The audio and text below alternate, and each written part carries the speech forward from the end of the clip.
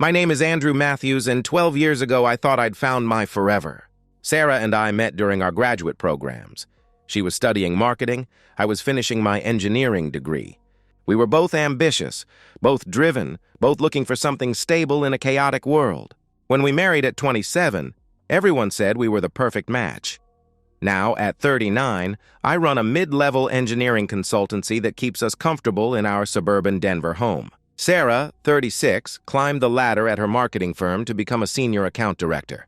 We have the kind of life people Instagram about: weekend hikes, dinner parties with friends, a mortgage we can actually handle, and 2 cars that aren't falling apart.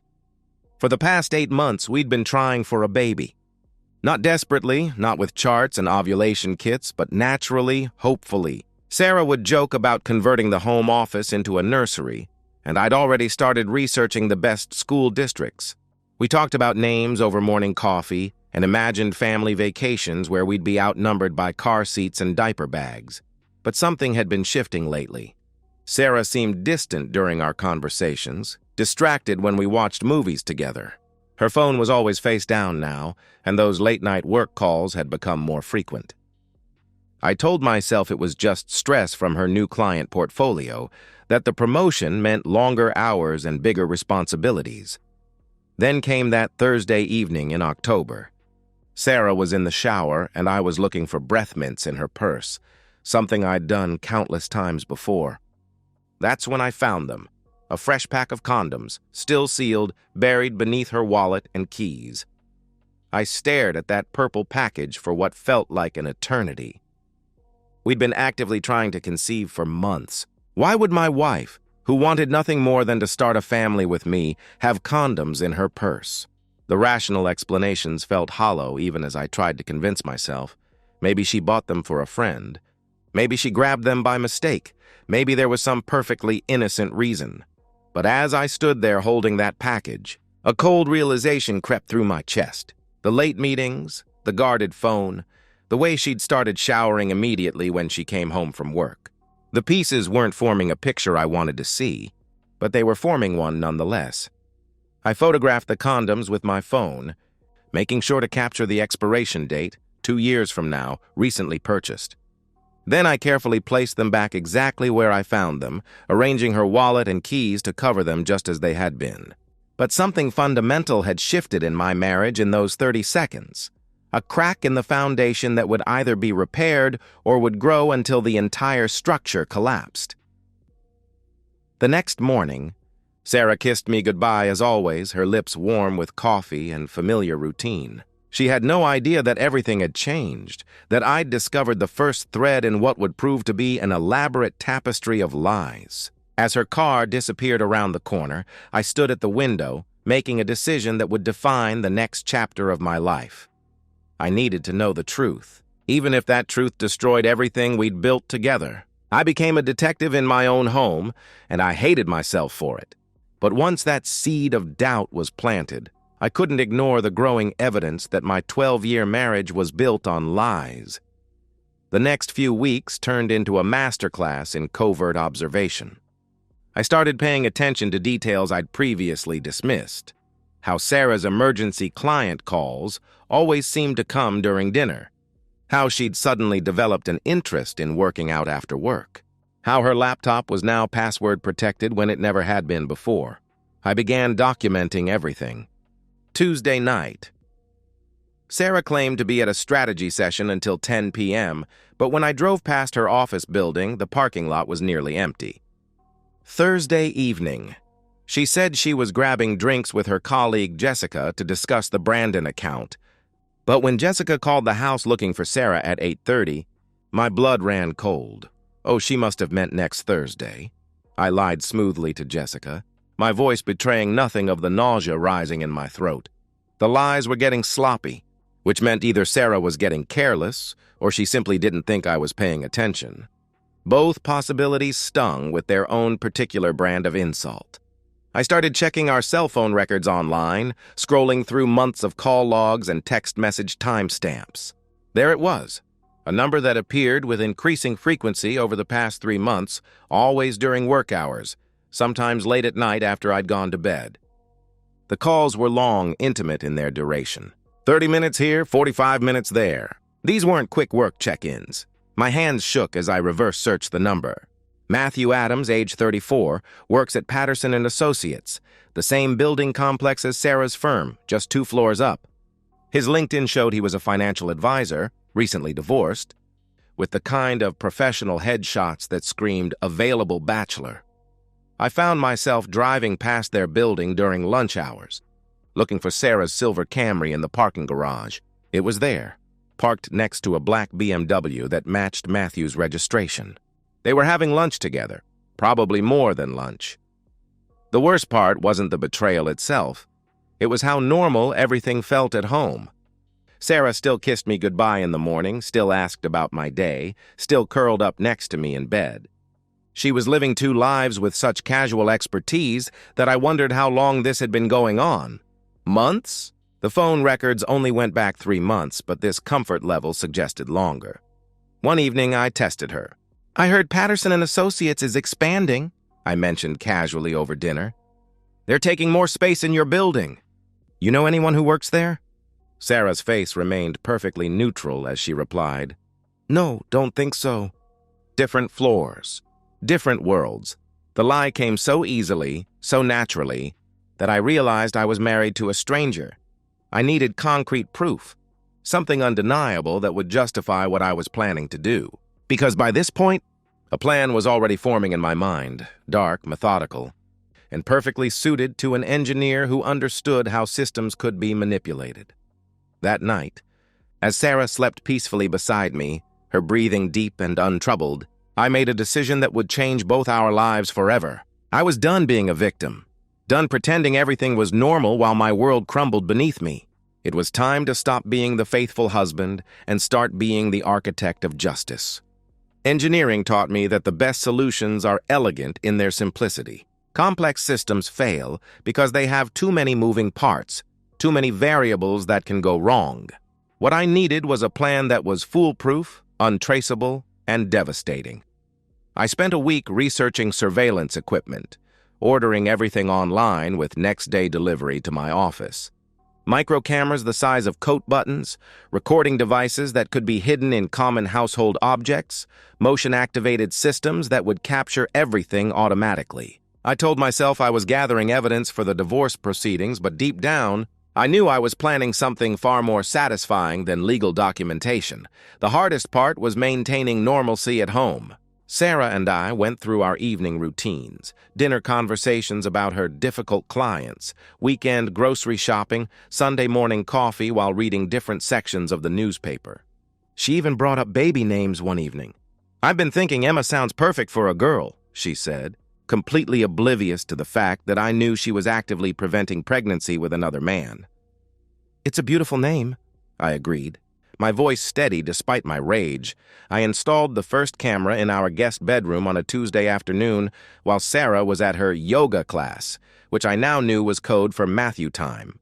The device was virtually invisible, positioned to capture the entire room from an angle that would leave no doubt about any activities taking place. The living room camera went behind a picture frame, and the hallway unit was built into what looked like a smoke detector. But surveillance wasn't enough. I needed something more personal, something that would make them both understand. The depth of their betrayal on a visceral level, that's when I remembered the capsaicin powder I'd bought years ago. For a gardening project, a natural deterrent that was supposed to keep rabbits away from our vegetable plants. The powder was essentially concentrated pepper extract, invisible when mixed with the right lubricant, and completely undetectable until it came into contact with sensitive mucous membranes. I bought a fresh pack of condoms identical to the ones I'd found in Sarah's purse. Using a medical syringe, I carefully injected a small amount of diluted capsaicin solution into each one, then resealed the packages with a heat gun that made the tampering invisible. The solution was precisely calibrated, enough to cause significant discomfort and panic, but not enough to cause permanent damage. I wasn't trying to maim anyone, just deliver a message they'd never forget. The final piece of the plan required perfect timing. I needed Sarah to use those specific condoms, which meant I had to create the right opportunity without raising suspicion. The engineering conference in Seattle was perfect, a real event that would provide genuine documentation of my absence. I registered immediately, even posted about it on social media, creating a digital trail that proved I was 400 miles away when everything went down. 2 days before my departure, I carefully replaced the condoms in Sarah's purse with my modified versions. She never checked the package closely. Why would she? They looked exactly the same, felt the same weight, bore the same brand markings. I also set up remote access to all the surveillance cameras through a secure app on my phone. From my hotel room in Seattle, I'd have a front row seat to whatever happened in my house while I was gone. The night before I left, Sarah seemed almost excited. "I'll miss you," she said, kissing me with more enthusiasm than she'd shown in months. "It's only 3 nights," I reminded her, playing the devoted husband one last time. As my plane lifted off toward Seattle, I felt a strange mixture of anticipation and dread. In 48 hours, my marriage would be over, but justice would finally be served. The Grand Hyatt in Seattle became my command center for the most important surveillance operation of my life. I'd attended exactly 2 conference sessions, just enough to establish my presence. But my real focus was the tablet propped up on my hotel desk, displaying 4 camera feeds from my house in Denver. For the first day, Thursday, nothing happened. Sarah came home at her usual time, heated up leftover pasta, watched Netflix on the couch, went to bed early. I began to wonder if I'd miscalculated, if maybe she'd decided to be faithful while I was away. Part of me almost hoped that was the case. But on Friday evening, everything changed. At 6:47 p.m., I watched Sarah come through the front door carrying a bottle of wine and a bag from Marco's Italian, the expensive place we only went to for anniversaries. She was wearing the black dress I'd bought her for her birthday, the one she claimed was too fancy for everyday occasions. She'd clearly planned this evening with more care than she'd put into our last 5 date nights combined. She moved through the house with nervous energy, lighting candles, dimming lights, checking her appearance in the hallway mirror multiple times. At 7:15, a black BMW pulled into our driveway. Matthew Adams stepped out wearing a business suit and carrying flowers, yellow roses, which I happened to know were Sarah's, favorites because I'd been buying them for her for 12 years. Watching him walk up to my front door with flowers for my wife was the moment I truly understood what rage felt like. It wasn't the hot, explosive anger I'd expected. It was cold and precise, like liquid nitrogen flowing through my veins. Sarah opened the door before he could knock, throwing her arms around him with an intimacy that made my stomach clench. They kissed on my doorstep, not a quick, guilty peck, but a deep, passionate kiss between people who'd been doing this for a long time. They moved to the living room, and I watched them share wine and conversation with the easy comfort of established lovers. Matthew made Sarah laugh in ways I couldn't remember seeing in months. She touched his arm, played with her hair, exhibited all the flirtatious behaviors that had once been reserved for me. At 9:20 p.m., Sarah took Matthew by the hand and led him toward the guest bedroom. My heart pounded as I realized this was it, the moment everything I'd planned would come to fruition. I switched to the bedroom camera feed, my finger hovering over the recording button.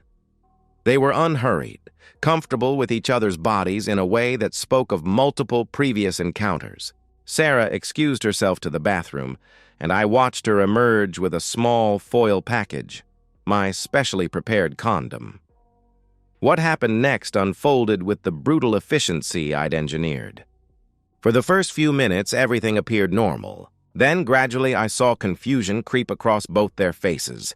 Matthew stopped moving first, a look of concern replacing passion. Sarah sat up, touching herself with growing alarm. Within seconds, both of them were scrambling apart. Matthew doubled over in pain, while Sarah rushed toward the bathroom with her hands pressed between her legs.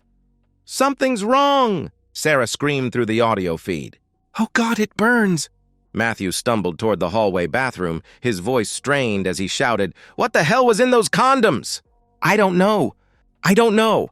Sarah was crying now, and then I heard her on the phone with emergency services, trying to explain through her tears that they needed an ambulance. I closed the laptop and began packing my bags. My return flight wasn't until Sunday, but I'd catch the first flight Saturday morning. It was time to return home and finish what I'd started. The emergency room at Presbyterian St. Joseph Hospital was exactly where I knew they'd end up. I'd caught the 6 a.m. flight Saturday morning, arrived in Denver by 8:30, and drove straight to the hospital where I knew they'd still be seeking treatment. Capsaicin and burns take hours to fully subside. I found them in the waiting area looking like refugees from a disaster.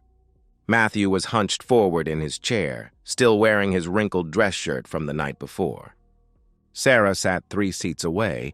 Interesting that they weren't comforting each other, wearing a hospital gown over her underwear, her black dress presumably ruined or abandoned in their panicked flight from the house. They looked up when I walked in, and the expressions on their faces were priceless. Confusion, fear, and dawning realization crashed across Sarah's features. "Andrew?" Her voice cracked on my name. What are you doing here? "Your conference doesn't end until tomorrow. Flight got canceled due to weather," I lied smoothly. "Lucky thing, too, or I might have missed this touching reunion."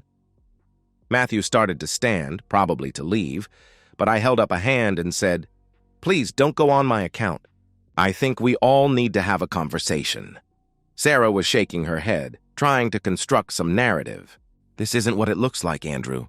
Matthew and I were just in my guest bedroom."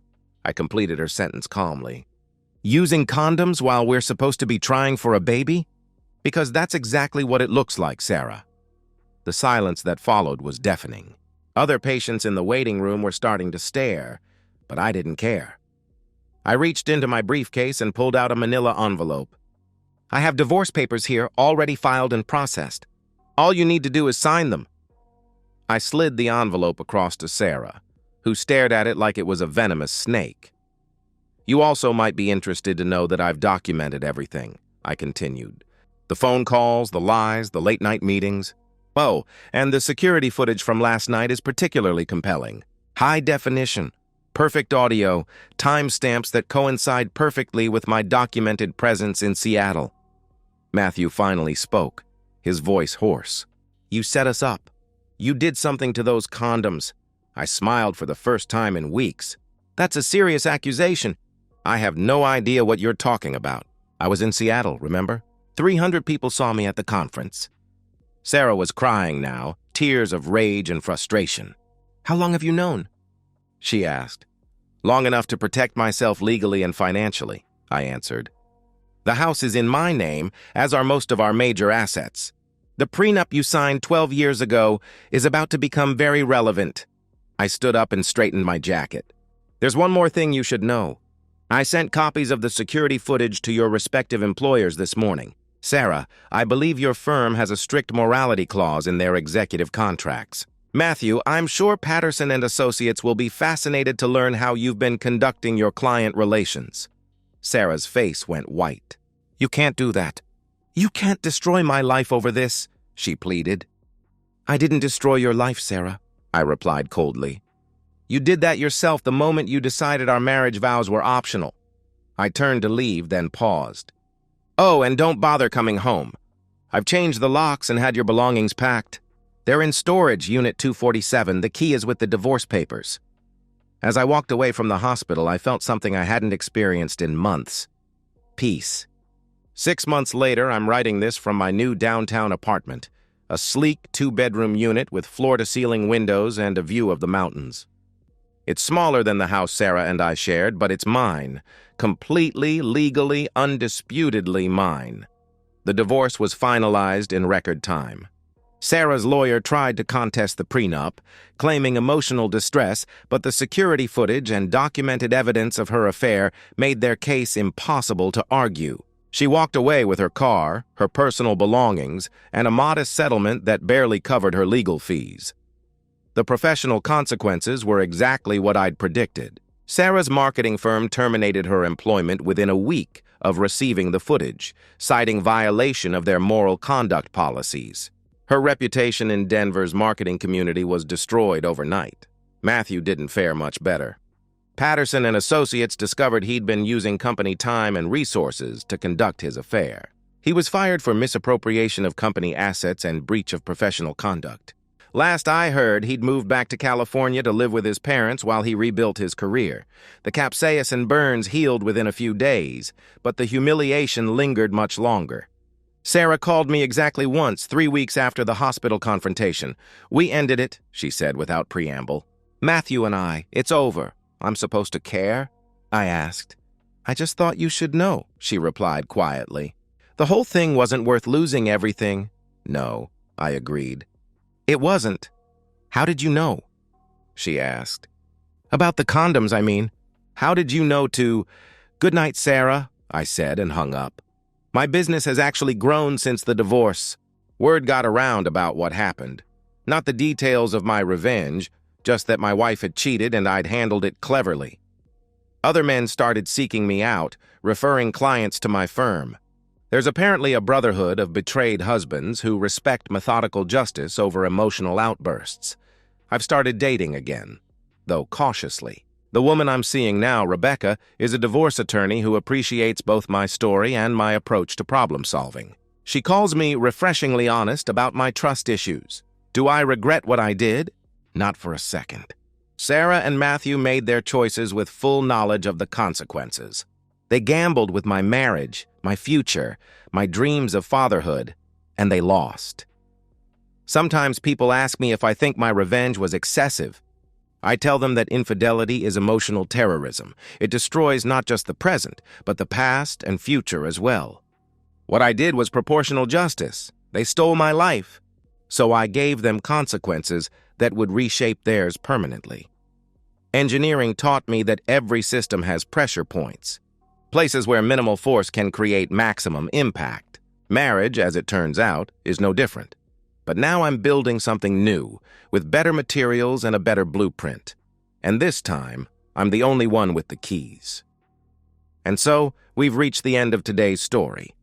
Was it what you expected, or did it take a twist you didn't see coming? I'm curious to hear your thoughts. Share them in the comments below, and let's get a conversation going. If this story kept you hooked, make sure to hit that like button. And if you're new here or just haven't subscribed yet, now's the perfect time to join our community. I bring you fresh, captivating stories every day, so click that subscribe button and turn on notifications so you never miss out. Thanks for watching, and I'll see you in the next one.